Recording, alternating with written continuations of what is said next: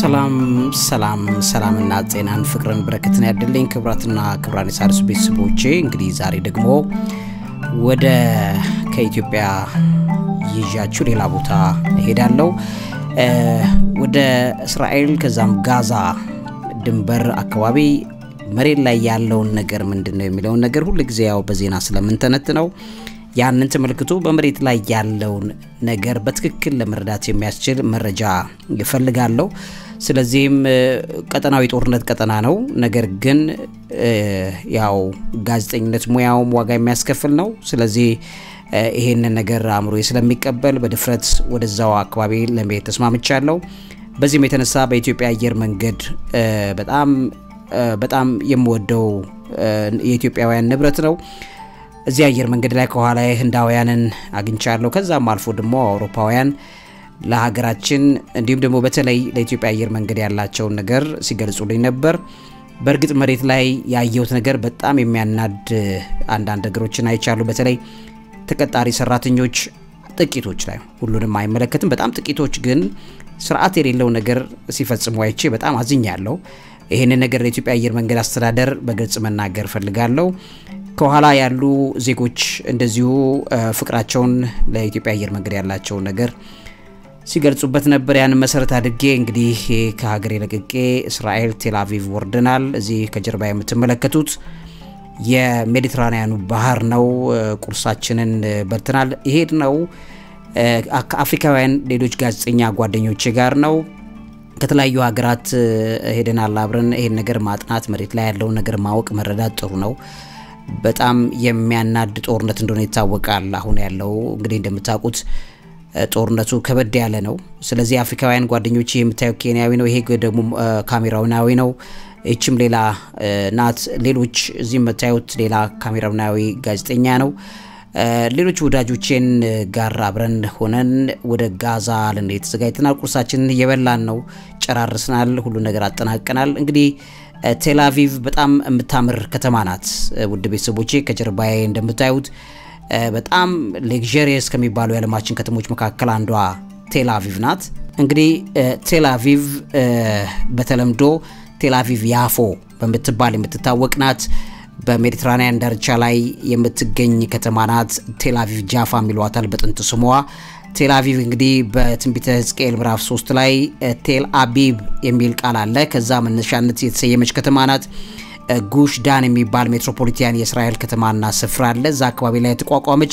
495600 ያክል ሰዎች በአሁኑ ሰዓት የሚኖርባት የዓለማችን ኢኮኖሚያዊና ቴክኖሎጂያዊ ሴንተር የምትባል ከተማ ናት የእስራኤሏ ቴልአቪቭ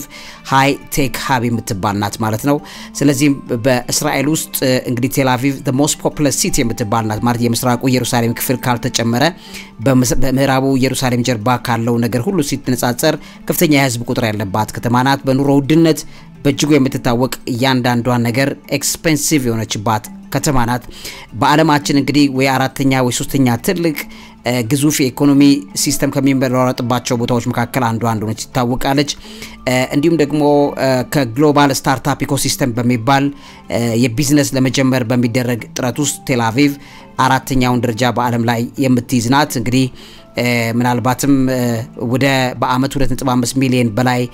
ቪዚተርስ ወይም ጎብኚዎች የሚጎበኙት ከተማ ናት ከቴልአቪቭ ወጥተን አሁን እዚህ እንደምትመለከቱት እየተጓዝን ያለነው ወደ ጋዛ ነው ይሄ ስፍራ እንግዲህ እንደምታዩት በረሃማነት ያለው ስፍራ ነው ነገር ግን እስራኤል አብዛኛዎቹ እኛ ያው አብዛኛው ሰው እስራኤል የሚጎበኛት ለመንፈሳዊ ጉዞ ነው እኔ እና ጓደኞቼ በርንበት መልኩ ደግሞ ስታዩት እስራኤል ገጠራማ ስፍራዎች ሁሉ ስታዩ በጣም የለመለመና ብዙ ተክሎች የሚተከሉባት በጣም ብዙ ፍራፍሬ የሚበቅሉባት ናት ክፍት መሬት ከተገኘ ለእርሻ ነው የሚጠቀሙት በረሃ ነው ብዙ ዝናብ አያገኝም እስራኤል ገጠራማ ስፍራው ነገር ግን እዚህ ጋር ስክሪን ላይ እንደምታዩት አብዛኛዎቹ በኢሪጌሽን ወይም በውሃ በማጥጣት በሚደረግ ስርዓት መሰረት ተደርጎ በጣም በርካታ ተክሎች ፍራፍሬዎች ጥራጥሬዎች ይመረታሉ እስራኤል አብዛኛ ምርቶችን ወደ ውጪ የምትልከው በረሃ አልምታ መሆኑ በጣም ይገርማል ይሄንን እንደምታዩ እንግዲህ ይሄ ስፍራ በመጽሐፍ ቅዱስ ላይ በጣም በግልጽ ከተቀመጡ ቦታዎች መካከል ነው አሁን እዚህ ያለፍኩኝ ያለውበት ቦታ በመጽሐፍ ቅዱስ በሐዋርያ ሥራ ምዕራፍ 8 ላይ ኢትዮጵያዊው ጃንደረባ የተነገረለት ታሪክ እዚህ አሁን እኛ ምንጎበኝበት ይሄ ስፍራ አካባቢ ላይ ነው ታሪኩ የሚነሳው በቁጥር 25 ላይ እና 26 ላይ እንዲላል የጌታ መልአክ ፊልጶስን ተነስተ በደቡብ በኩል ከኢየሩሳሌም ወደ ጋዛ በሚወርደው ምድረ በዳ ወደ ሆነው መንገድ ሂድ አለው ይላል ተነስቶም ሄደ እነሆም ህንደኬ የተባለች የኢትዮጵያ ንግስት አዛዥና ጃንደረባ የነበረ በገንዘቧ ሁሉ የሰለጠነ አንድ ኢትዮጵያዊ ሰው ሊሰግድ ወደ ኢየሩሳሌም መጥቶ ነበር ብሎ ይናገራል ሲመለስም በሰረገላ ተቀምጦ የነብዩን ኢሳይያስ መጽሐፍ ያነብ ነበር ስለዚህ ይሄ የምታየው ስፍራ አካባቢ ነው ወደ ጋዛ መቃረቢያ ወይም የጋዛ ስትሪፕ የሚባል ጋራ ሰርጥ አካባቢ ላይ ባለ ቦታ ነው ይሄ ኢትዮጵያዊ ጃንደረባ የተጠመቀው ስለዚህ እዚህ አካባቢ ላይ ባለ ውሃ ላይ ወርደው እንዳልጠመቅ ምን ይከለክለኛል የሚለው ነገር ጠይቆት ተጠመቀና ያለ እዚህ የምትመለከቱት ረጅም ባቡር ደግሞ በሚደንቃችሁ መልኩ እስራኤል በአብዛኛው ጉዞቿን የምትጠቀምባቸው ባቡሮች ናቸው ይሄ ወደ ጋዛ መቃረቢያ አካባቢ ላይ ያለው የደቡብ እስራኤል ክፍል እንዲሁም ደግሞ ሰሜናዊው የጋዛ ክፍል አካባቢ ያለው ቦታ ብዙ ታሪክ የታየበት ስፍራ እንደሆነ ታውቃላችሁ እንግዲህ ጥንታዊ በሆነው ታሪኩ ራሱ ሲታይ ይሄ አሁን ከ4000 ዓመታት በላይ ያስቆጠረ ስፍራ ነው አብዛኛው የጋዛና ሰሜኑ የጋዛ ክፍል ደቡቡ የእስራኤል ክፍል አካባቢ ያለው በተለይ በጋዛ ሰርጥ አካባቢ ያለውን ታሪክ ስታዩት በአብዛኛው ጋዛ የምትባለዋ የከነዓናውያን ሴትልመንት የነበረበት ጥንታዊ ቦታ እንደሆነ ታውቃላችሁ የጥንት ግብጻውያን እንደገናም ደግሞ ፓለስታይንስ ከዛ ውጪ የአሶራውያን ስርወ መንግስት የታላቁ እስክንድር ለምሳሌ አሶራውያን ስርወ መንግስት በ730ዎቹ አካባቢ ታላቁ እስክንድርም እንዲሁ ከቅድመ ልደተ ክርስቶስ 332 ዓመተ ዓለም አካባቢ ይሄን ቦታ ተጠቅመውታል እንደሚታወቀው አንዴ ያዛል አንዴ ይለቀቃል አንዴ በብዙ ፖለቲካው ጥንቅጥ ውስጥ ይገባል የጋዛ ክፍል ይሄ የምታዩት አሁን የጎበኛችሁ ያላችሁ በስተቀኝ በኩል ያለው የእስራኤል ከተማማ ስፍራዎች ናቸው ደቡብ የእስራኤል ክፍሎች ናቸው እነዚህ ቦታዎች በጣም የሚያማምሩ የእስራኤላውያንን ጥበብ የከተማ ቢልዲንጎቻቸውን ሁሉ ታያላችሁ እዚህ ጋር የምታዩት ከተማ በስተቀኝ በኩል ያለው ነጭ ከተማ ነው በጣም የሚያማምሩ ፎቆች እስራኤል የገነባችባቸው እንደሆነ ታያላችሁ በዚህ ቦታ ላይ እንግዲህ በጣም ከፍተኛ የግብርና ምርቶች የሚመረቱበት ቦታ ነው በረሃ ነው በረሃው ለምቶ የተገነባበት ነው ቤተሰቦቼ በጣም ብዙ ኢትዮጵያውያን ጂውሾች አይሁዶችም የሚኖሩበት ስፍራ ነው እንግዲህ ይሄንን ቦታ ጥንት እስራኤላውያኑ በብዙ መልኩ የተጠቀሙበት ስፍራ እንደሆነ ታያቃላችሁ ወደ ጋዛ እየሄድን ነው መቃረቢያው እዛ አካባቢ ላይ ከደረስን በኋላ ኦክቶበር 7 ላይ ተደርጎ የነበረውን ነገር በተቀላላ ለመመልከት ያለው እዛው ያለን የተከሰቱ ነገሮች ነበሩ ምንድነው የሚለውን ጭምር በደንብ አርጌ አሳያችኋለሁ እንግዲህ ወደ ጋዛ እየተቃረብን ስለሆነ ጋዛ ላይ መሰረት አድርጌ ልንገራችሁ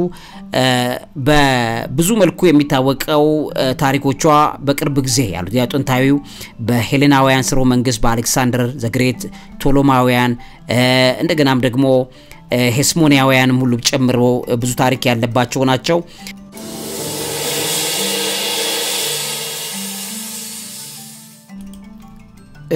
በተለይ ያው የሳምሶን ታሪክን ስታቁት ደግሞ ሳምሶን በዚህ ነው ያው ጸጉሩን ተላይቶ ኃይሉን ያጣባት ከተማ እቺው ከተማ እንደሆነች ታውቃላችሁ በተለይም በመጽሐፈ መሳፍንት ምዕራፍ 16 ላይ ሳምሶን ወደ ጋዛ ሄደ በዚያም ጋለሞታ ሴት አይቶ ወደርሷ ገባ የጋዛ ሰዎችን ሳምሶን ወደ ከተማ ውስጥ እንደገባ ሰሙ ከበቡትም ሌሊቱን ሁሉ በከተማይቱ በር ሸመቁበት ማለዳን ገለዋለን ብለው ሌሊቱን ሁሉ በዝምታ ተቀመጡ በማለት እዛ ላይ በደንብ አርጎ ይገልጸዋል ስለዚህ ይሄ ከተማ ያው የምታቋቸው መንፈሳዊ ታሪኮች ሁሉ ያሉበት ከተማ እንደሆነ በትክክል እንረዳለን በኢያሱ ዘመንም እንግዲህ እስራኤላውያን ከቃዴስ በርኔስ ከጋዛ ከጌሴም ሀገር ሁሉ እንደ እስከ ገባኦን ድረስ ምድሪቱን ያዙ ይላል በኢሳይያሱ 10:41 ላይ የይሁዳ ነገድ ጋዛን እንዴት እንደወረሰ ከተማይቱን ተመልሶ በፍልስጤማውያን እጅ ከመውደቁ በፊት ለአጭር ጊዜ መጠበቅ መቻሉን በተመለከተ በመጽሐፈ መሳፍንት ምዕራፍ 1 ቁጥር 18 ላይ ተጠቅሷል። በሳምሶን የዳኝነት ጊዜ ፍልስጤማውያን በጋዛ ውስጥ ይኖሩና ይቆጣጠሩ እንደነበር መጽሐፈ መሳፍንት ምዕራፍ 16 ላይ አስቀምጦታል። ሳምሶን ጋዛን በጎበኘ ጊዜ በዚያ ያሉት ሰዎች ሊገሉት እንዴት እንዳሰቡ ቅድም ያልኳችሁ ሁሉ ደሊላ የሳምሶንን ኃይሉን ምስጢር እንዲገልጽ ካርታለለችው በኋላ እንግዲህ ፍልስጤማውያን ይዘውት በጋዛ እስር ቤት እንዴት እንደወሰዱት ሁሉ በመጽሐፈ መሳፍንት ላይ ተቀምጧል። በአንደኛ በሳሙኤል ዘመንም እንግዲህ ፍልስጤማውያን ጋዛን መቆጣጠራቸውን የቀጠሉበት የነበረ ጊዜ እንደነበረ በአንደኛ ሳሙኤል ምዕራፍ 6 ቁጥር 17 ላይ ተቀምጧል። ንጉስ ሕዝቅያስም እንግዲህ በፍልስጤማውያን ላይ እስከ ጋዛና ግዛቷ ድረስ ታላቅ ድል አድርጎ አሸንፎ እስራኤላዊው ንጉስ ሕዝቅያስ ቦታውን ይዞት እንደነበረ በዚህ ላይ በሁለተኛ ነገሥት ምዕራፍ 18 ላይ ተቀምጧል። እንግዲህ እስከ ጋዛ ያለውን ቦታዎች ነው ያስጎበኘዋቸው ያለውት። ይሄ ስክሪን ላይ የምትመለከቱት የእስራኤል ከተማ ደቡባዊ የእስራኤል ክፍል አካባቢ ላይ ያለ ቦታ ነው። በዚህ ቦታ ላይ በጣም የሚገራርሙ ታሪካዊ ነገሮች ሁሉ የምትመለከቱበት ቦታ እንደሆነ ታያላችሁ። እየጎበኛችሁ አብረን እንቀጥል። እስራኤል ወደ ደቡባዊ ክፍሉ አካባቢ ላይ ያለው ነገር ስታዩ በጣም ብዙ ለፊት አሁን እዚህ ጋር ያለው ነገር ላሳያችሁ ይችላል እንጂ በጣም ብዙ ማሳ የሚበዛባት እርሻ የሚበዛባት ቦታ ናት። ይሄ ባለበት ደረጃ ጋዛ ያለውን ነገር ተመልክቶ ለማየት በትክክል መረጃ እንዲኖረን ያረጋናል። ይሄ የሚጠቁማችሁ ነገር እንግዲህ ጋዛ ከፍርድ ጋር የተያያዘ ከተማ እንደሆነችም ጭምር ይነገራል። ኤርሚያስ፣ አሞጽ፣ ሶፎንያስ እንዲሁም ዘካርያስ በፍልስጤማውያን በደል ምክንያት በጋዛ ላይ ፍርድን ተንበየው እንደነበረ ነቢያቶቹ አስቀምጠዋል። በአሞጽ 1 ከ6 እስከ 7 የእግዚአብሔርን ፍርድ በጋዛ ላይ ሲዘግብ ስለ ሶስቱ የጋዛና 4 በደል ቅጣትን አልሽርም ለኤዶሚያስ አሳልፈው እንዲሰጧቸው አንድ ህዝብ ሁሉ ድረስ ምርኳቸው እንዲወሰድ ስለዚህም በጋዛ ቅጥር ላይ እሳት እንደሚነድ ምሽጎችን እንደሚበላ እሳቱ በትንቢቱ ላይ ተቀምጧል በአሞጽ ላይ። በተመሳሳይም በትንቢተ ኤርሚያስ በትንቢተ ሶፎንያስ በዘካርያስ ላይም ስለ ጋዛ ጥፋት ተተንብዮአል። በትንቢተ ኤርሚያስ ምዕራፍ 25 ከቁጥር 17 እስከ 20 በሶፎንያስም ሶፎንያስ ምዕራፍ 2 ከቁጥር 4 ላይ በደንብ ተቀምጧል። በነገራችን ላይ ሶፎንያስን ተመልክቶ ምዕራፍ 2 ላይ ኢትዮጵያም በዚህ በጋዛ በመትበዘበዝበት ጊዜ ኢትዮጵያም ጥፋቷ እንደሚመጣ በግልጽ ያሳያል። በትንቢተ ሶፎንያስ ምዕራፍ 2 ላይ ትእዛዝ ሳይወጣ ቀኑ እንደ ገለባ ሳያልፍ የእግዚአብሔርም ቁጣ ትኩሳት ሳይመጣባቸው የእግዚአብሔርም ቁጣ ቀን ሳይደርስባችሁ ተሰብሰቡ ተከማቹም ብሎ ያስቀምጥና ቁጥር 3 ላይ እናንተ ፍርድን የጠበቃችሁ የምድር ትሑታን ሁሉ እግዚአብሔርን ፈልጉ፣ ጽድቅንም ፈልጉ፣ ትህትናንም ፈልጉ፣ ምናልባት በእግዚአብሔር ቁጣ ቀን ተሰወሩ ይሆናል። ምክንያቱም አሁን ያለንበት ዘመን የእግዚአብሔር የቁጣ ዘመን መቃረቢያ እንደሆነ እናውቃለን። ስለዚህ ወደ እግዚአብሔር ጉያ እንድንሰበሰብ የእግዚአብሔር ቃሉ በትንቢተ ሶፎንያስ ምዕራፍ 2 ላይ አስቀምጦልናል። እንዴት ሲል ቁጥር 4 ላይ ጋዛ ትበረበራለች። አሁን ልንገራችሁ የኢትዮጵያም አሁን ያለው ግጭት እዚህ ላይ በግልጽ ተቀምጧል። ጋዛ ትበረበራለች፣ አስቃሎናም ባድማ ትሆናለች። አዞጦንንም በቀትር ወደ ውጪ ያሳድዷታል፣ አቃሮንንም ትነቀላለች ይልና በባህር ዳር ለሚኖሩ ብሎ ያስቀምጠዋል። ከዛ በሚገርም ደረጃ ኢትዮጵያን በዚህ ውስጥ ደግሞ ጠቅሶ እንመለከታለን። በትንቢተ ሶፎንያስ ምዕራፍ 2 ከቁጥር 11 ላይ በዚህ ዘመን ፍጻሜ የእግዚአብሔር ሐሳብ ምን እንደሆነ ከ11 ጀምሮ ኢትዮጵያን እስከተጠቀሰበት እንመልከተው። እግዚአብሔር በእነርሱ ላይ የተፈራ ይሆናል፣ የምድርንም አማልክት ሁሉ ያከሳቸዋል። በአሕዛብ ደሴቶች ሁሉ ላይ የሚኖሩ ሰዎች ሁሉ በስፍራቸው ሆነው ለእርሱ ይሰግዳሉ ብሎ ያስቀምጣል። ከዛ ቁጥር 12 ላይ እናንተም ኢትዮጵያውያን ደግሞ በሰይፌ ትገደላላችሁ ብሎ ያስቀምጣል ማለት ነው። ስለዚህ በዚህ ሰዓት ላይ ኢትዮጵያ እስራኤል ጋዛ ጦርነት ባለበት በዚህ ሰዓት ላይ ኢትዮጵያም በሰይፍ እንደምትገደል በብዙ ሰይፍ ውድቀት ውስጥ እንደምንገባ ጋዛ በመትበዘበዝበት ሰዓት ኢትዮጵያ በዚህ አይነት ውድቀት ውስጥ እንደምትሆንም መጽሐፍ ቅዱስ በግልጽ ይነግረናል።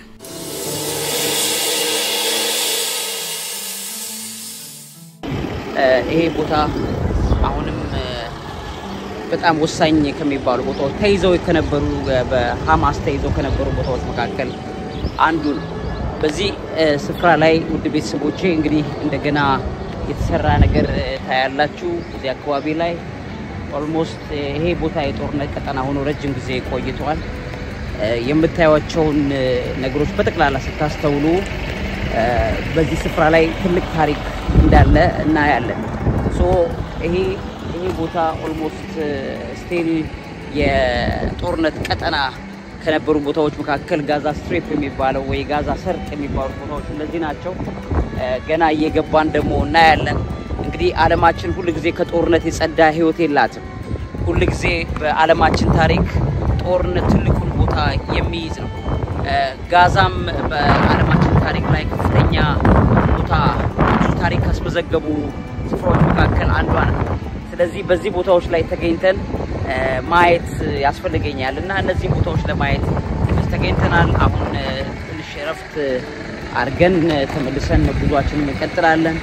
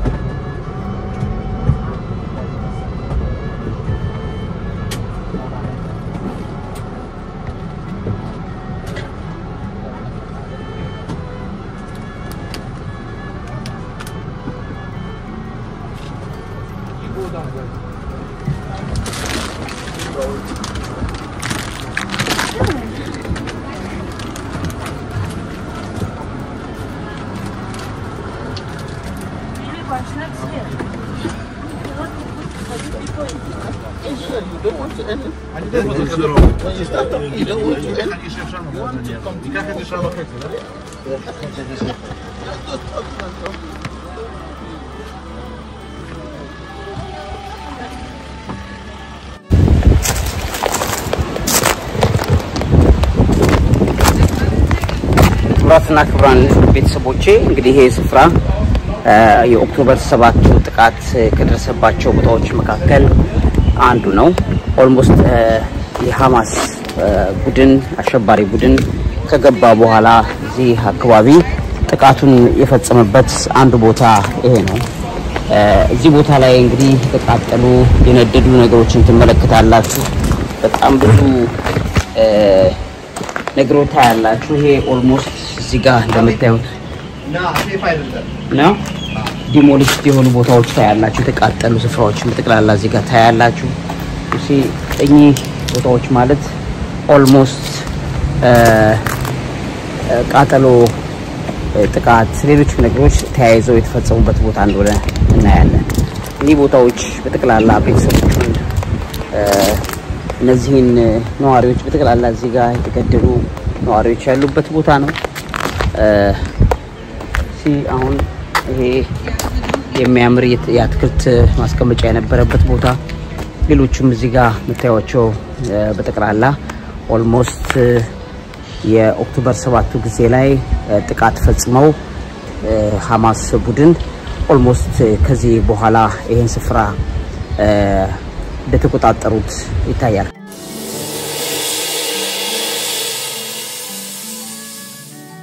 እንግዲህ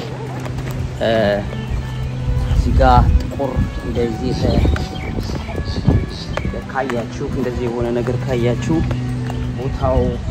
ኦልሞስት ሰዎች የተገደሉበት ቦታ ነው በኦክቶበር 7 ጥቃት ሰዓት እነዚህ ጋር የተቃጠሉ መኪናዎች ቤቶች ታያላችሁ ከጀርባዬ ያሉት እነዚህ ሁሉ ኦልሞስት የተገደሉ ሰዎች ናቸው ይሄ ቤት ተቃጥሏል ኦልሞስት እዚህ ጋር እንደምትመለከቱት ምንም ነገር የለውም ጥቃቱ ከተፈጸመ በኋላ ይሄ ጋዛ ሰርጥ ላይ ሞር ኤሌክትሪክ ኤቭሪቲንግ እዚህ ጋር መታየት ነገር በተግላላ ሞት እንደሆነ ታያላችሁና ይሄ ሞት ጦርነት ምን ያህል ጎጂ ነገር እንዳለበት የምታዩት ነው ማለት ነው ቤተሰቦቼ ይሄ ቪሌጅ ነው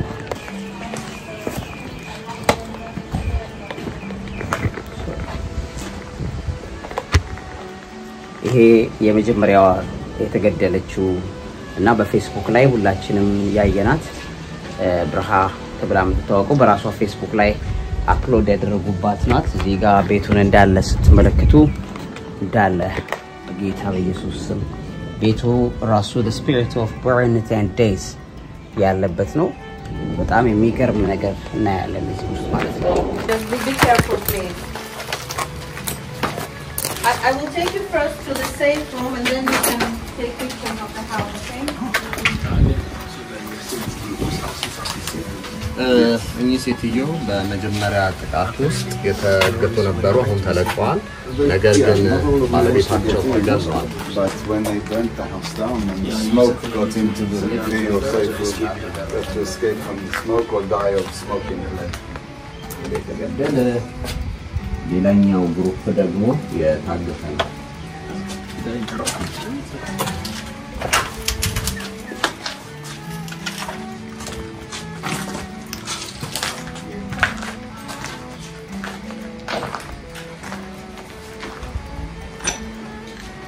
The spirit of death የሞት ናፍስቶች ይሄ ኦልሞስት ብዙ ሰው የተገደለበት ሰፈር ነው በጦርነቱ በጣም ብዙ ሰዎች ሞተዋል እንግዲህ ይፈበሉ ይሄን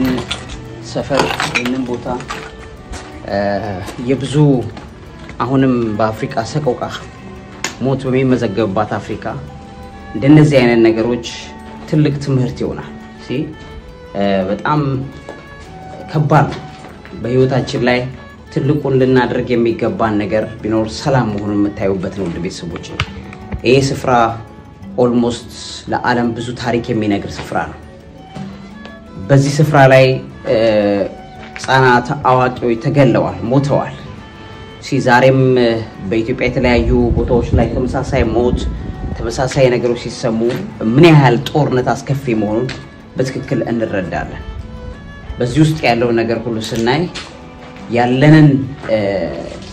ጊዜ ያለንን ኃይልና አቅም በተቀላላ ለሰላምን ለማምጣት እንጠቀም የሚገባን እንደሆነ በትክክል እንረዳለን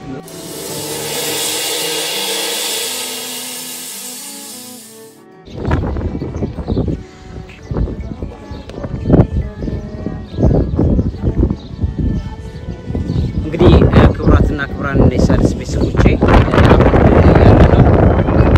ጋዛ ቦርደር ላይ ነው ይሄ ቦታ ማለት እዚህ ጋር ያለው እዚህ ይሄ የምታዩት ሰፈር የተቃጠለ ወይም ተይዘው የተወሰዱ ሰዎች የሚኖሩበት ሰፈር ነው ከዛ ውጪ ደግሞ ይሄ እዚህ ጋር የምትመለከቱት የሰፈሩ ሰዎች የሚኖሩበት እንደገና በግብርና የሚሰሩበት ቦታ ነው እዚህ ጋር እዛ ጋር የምትመለከቱት ይሄ አረንጓዴ ሆና የምትመለከቷት የወይን ማሽላ ናት በጋዛ ድንበር ላይ ጋዛ እንግዲህ ያው እዛ ጋር ነው የሚታያችሁ ጋዛ ምንለው ያ ቦታ ነው ኦልሞስት በእግር ነው የምትሄዱት እዚህ ቦታ ጋዛ ድረስ በእግር ነው የምትሄዱት ከዛ በኋላ ይሄ እዚህ ጋር የሚታዩት ነገሮች በተቀላላ የተቃጠሉ ናቸው የነደዱ ናቸው እዚህ ጋር ሰፈሩን ታዩታላችሁ ታዩታላችሁ ኦልሞስት በርነት ሰፈር ነው ከዚህ ነው ሰዎች ኪድናፕ ሆነው የተወሰዱት እና ይሄ በረሃን እዚህ ጋር ያሉ ሰፈር ሰዎች የሚያለሙት እዚህ ጋር ያሉ እስራኤላውያን የሚያለሙት በኢሪጌሽን ኦልሞስት በአመት ምንም ዝናብ የማያገኝ ቦታ ቢኖር ይሄ አንዱ ይሄ ስፍራ ዝናብ ይባል የለው ነገር ግን በኢሪጌሽን ወይም ደግሞ በውሃ የተለያየ ውሃን በመስኖ በመጠቀም በሌሎች መንገዶች ሁሉ ያለሙታል ስለዚህ ድንገት ነው እንግዲህ ያው ጥቃቱን ከዛ ሐማስ ከዛ ከምታዩት ቦታ ላይ ወደዚህ መጥቶ ጥቃቱን የፈጸመው ኦክቶበር 7 ላይ ጥቃቱ የተፈጸመበት ጊዜ ይሄ ነው ጦርነት ምን ያህል ክፉ እንደሆነ ያየውበት ነው ማለት ኦልሞስት ይሄ ዓለም አቀፍ የዜና ሽፋን የተሰጣቸው ነገሮች ናቸው ሶ ዓለም አቀፍ የዜና ሽፋን በተሰጠበት ቦታ ላይ ሆኖ ነገሮችን ማየት ሎካሊ ኢትዮጵያ ያለባትን ችግር አሁን እኛም ያለብንን አጠቃላይ ነገር እንድንቃኘው ያረጋናል ከባድ ጊዜ ነው እሺ ኦልሞስት አሁን እንደዚህ ሰፈር ሰዎች በተከላላ ሰፈሩን ለቀዋል ምንም ሰው የለም ሰፈር ላይ ሊኖር ወይም ሊመጡ የሚችሉ ሰዎች ቢኖሩ ለዚህ አይነት ጉዳይ ለቪዚቲንግ አይተው ያው ሀዘናቸውን ለመግለጽ ሌሎች ጉዳዮች ሊመጡ ይችላል ነገር ግን የጋዛ ሰርጥ ይሄ የምናየው ጋዛ ሰርጥ እንግዲህ በመጽሐፍ ቅዱስ ታሪክ ውስጥ በጣም ብዙ ነገር ያለበት ነው እዛ ጋር የምታዩት ቦታ በራሱ የሚነግረን ታሪክ አለ ስለዚህ በተቻለ መጠን ጦርነት የሚባለው ነገር ሲውድመትን የሚያመጣ ሞትን የሚያመጡ ነገሮች በተከላላ በእግዚአብሔርን ጉዳይ አስቀድመን ሀገራችንን ኢትዮጵያንም ወገኖቻችንን ሁሉ ከጦርነት ጉዳት በሞት ውስጥ ከሚያልፉ ነገሮች ልንታደግ የምንችልበት ትክክለኛው ማሳያው ቢኖር ይሄ ነው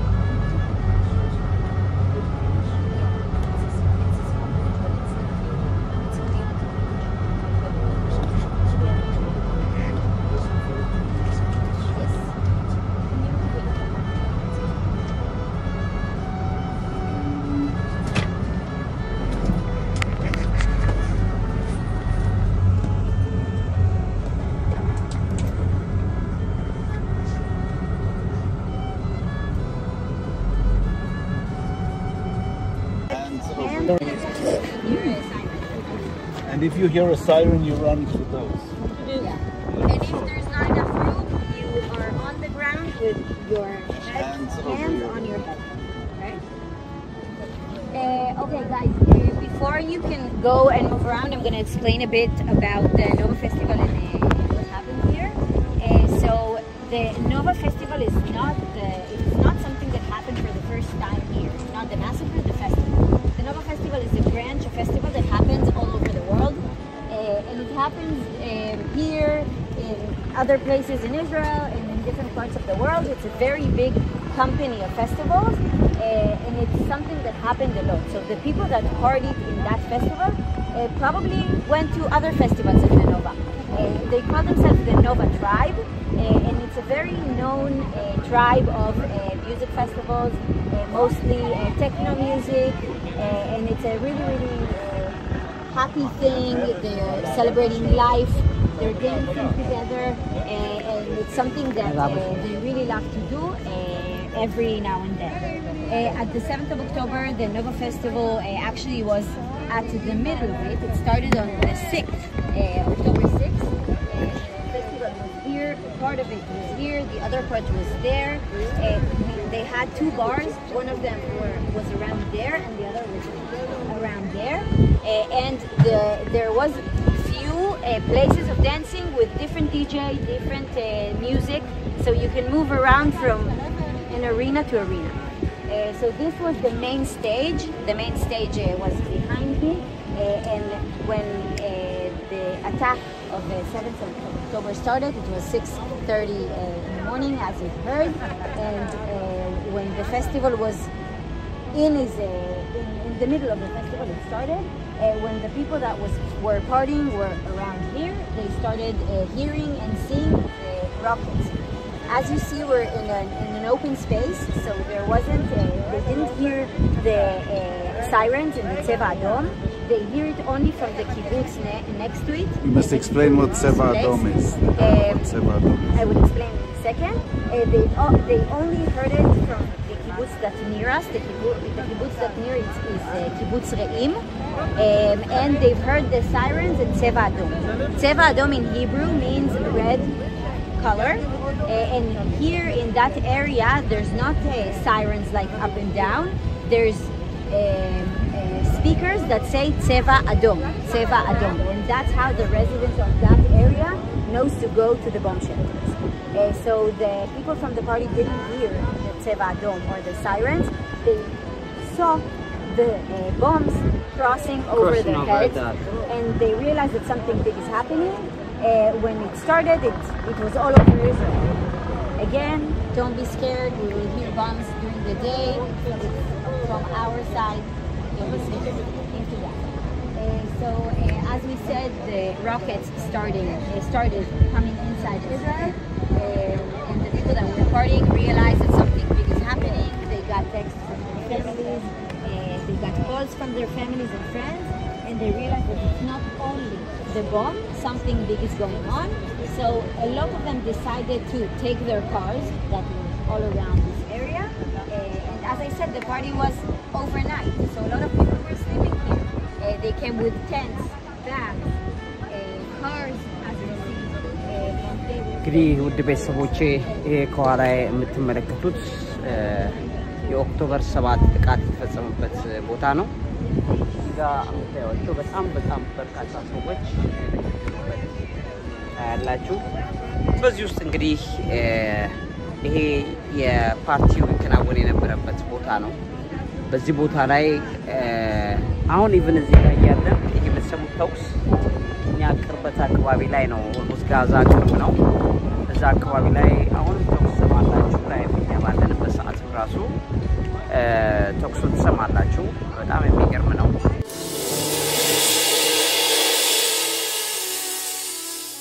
Not only the bomb, something big is going on. So a lot of them decided to take their cars that were all around this area. And as I said, the party was overnight, so a lot of people were sleeping here. They came with tents, bags, cars, as you see. እንግዲህ ውድ ቤተሰቦቼ ይሄ ከኋላ የምትመለከቱት የኦክቶበር 7 ጥቃት የተፈጸመበት ቦታ ነው። እዚህ ጋር አምታያቸው በጣም በርካታ ሰዎች ያላችሁ በዚህ ውስጥ እንግዲህ ይሄ የፓርቲው ከናወነ የነበረበት ቦታ ነው። በዚህ ቦታ ላይ አሁን ኢቭን እዚህ ጋር ያለን የምትሰሙት ተኩስ እኛ ቅርበት አካባቢ ላይ ነው። ኦልሞስት ጋዛ ቅርብ ነው።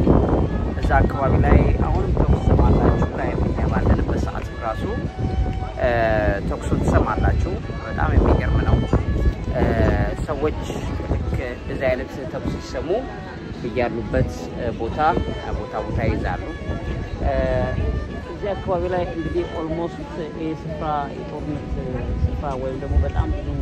ሞት የተመዘገበበት ነው። እዚህ ጋር የምታዩት ሰዎች በተከላላ አብዛኛዎቹ ሁሉም እዚህ ጋር የምታዩት ተገለዋል።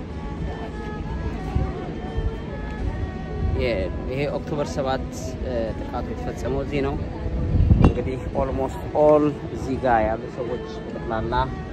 የተገደሉበት ነው። እነዚህ ያው የሞቱበት ስፍራ ነው የምታዩት ማለት ነው። በጣም አሳዛኝ ግድያ የተፈጸመበት ስፍራ ነው። ይሄን ቦታ ማየት ይቻላል። ስቲል ባለንበት ቦታ ራሱ ያው ወታደሮችም አሉ። ባለንበት ቦታ ሆነን ይሄን ሁሉ ነገር ሰምተናል። በጣም የሚገርም ነው። የጦርነት ክፋቱ መጥፎ ነው። የግጭት የጠብ ክፋቱ መጥፎ ነው። ውድ ቤተሰቦቼ ኦልሞስት የሰው ልጅ ነፃ ሆኖ መኖር የማይችልባት ምድር ላይ ነው ያለነው። ሲጋ ያለው የምታዩት በተክላላ የተገደሉ ሰዎች ያሉበት ቦታ ላይ ነው። ኦልሞስት እዚህ ጋር መታያቸው ነገሮች በተቀላላ ኦልሞስት እዚህ ውስጥ ነበሩ እኚህ ሁሉ ሰዎች የተገደሉ ናቸው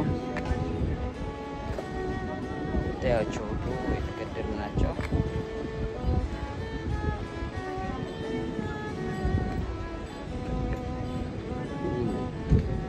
አይቭን አሁን ባለንበት ራሱ ተኩስ አለ ብዙ ቦታ እንዴት ናችሁ ሰላም ነው ሁሉ መልካም ነው እግዚአብሔር ይመስገን እየጎበኛችሁ ነው እሰይ እናቴ እንዴት ነሽ ሰላም ናችሁ እግዚአብሔር ተመስገነ ይሁን ለምታቋቸው እነሱ ያው እዚህ እስራኤል አግኝቻቸው አሃዱ ሬዲዮ ማህሊት ታመታ ሆስፒታል ተኝታለች አዲስ አበባ ማህሊት ቤተሰብናት ስለዚህ መልእክት ደርሷል እንግዲህ ይሄን ተቀበሉ መልካም ጊዜ ይሁንላችሁ ያመሰገን ነው እንግዲህ እንደዚህ አይነት ተኩስ በሚሰማ ሰዓት የሚገርማችሁ እንትን ከሌለ ብቻ እንደ አይነት ተኩስ ከተሰማ ብሶ በያለበት አይገባም ምክንያቱም ልክ እንደ አይነት ተኩስ ዋንኛው አላማው ከርቀት ስለሆነ ወደኛ አቅጣጫ ቢሆን ግን ሳይረን ይጮሃል ዞሮ የጦርነት ኤሪያ ነው ያለንበት የጦርነት ሰፈር ነው በሰፈር ላይ እኔ ወደ ጋዛም ለመግባት ጠይቄ ነበር ነገር ግን አይቻልም ብለው ከልክለውናል በዛም የተነሳ እንግዲህ ትልቅ ነገር ነው በእውነት እኔ በጣም ነው የገረመኝ ከባድ ነገሮች ነበሩበት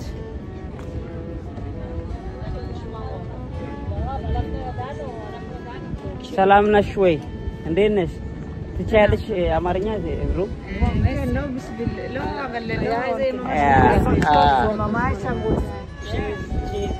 Habasha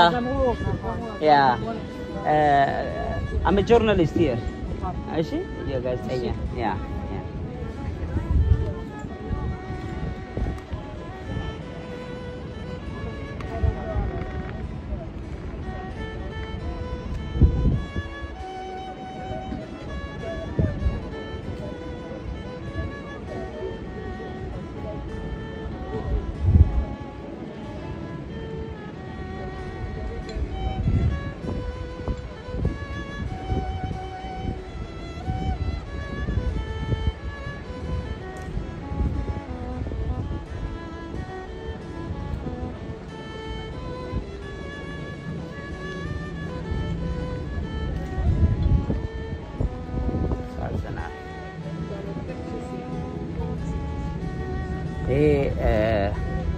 the main stage ነበር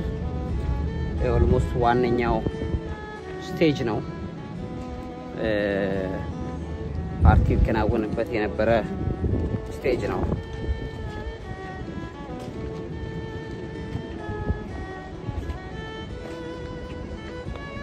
ሳዝና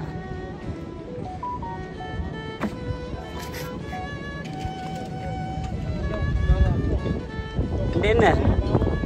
ሰላም ነው እንዴት ነህ መልካም ነው ከኢትዮጵያ ጋዜጠኛ ነኝ ከኢትዮጵያ መጥቼ ነው ለዘገባ ለዘገባ ነው ለሚዲያ ዩቲዩብ So even if they don't shoot at us, okay, we get the debris from the interception from the Iron Dome and the Qassam missile from the Gaza border. So can you just imagine what happens if a piece of that falls in your head? It's a huge thing. On 7th of October 23, the most so there were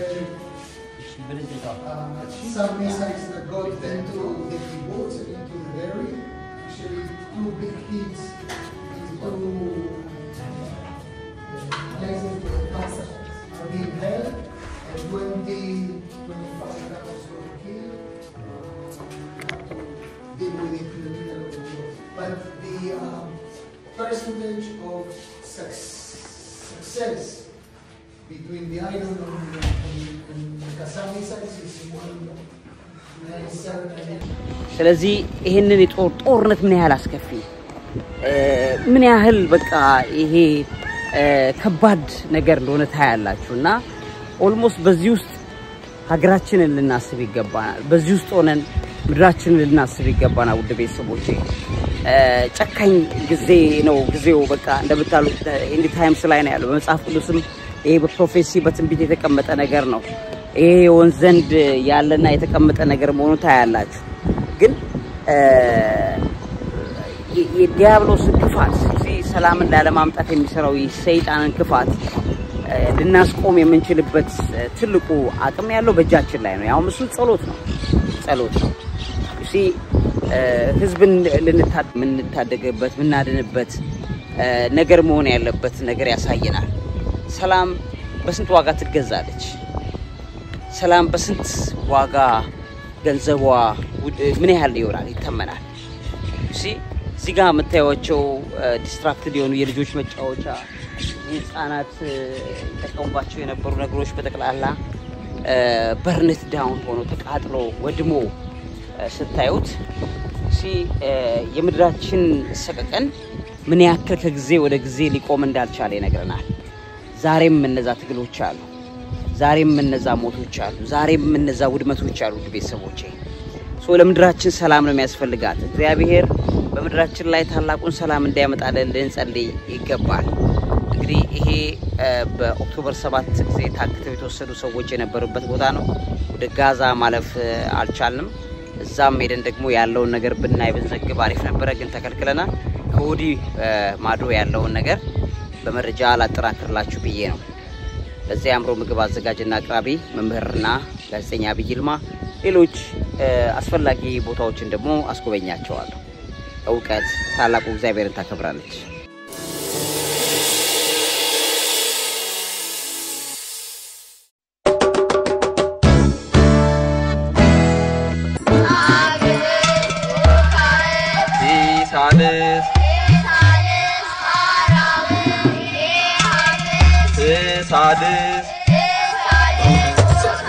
በአብይ ይልማ ሚዲያ ተዘጋጅቶ ይቀርብልዎታል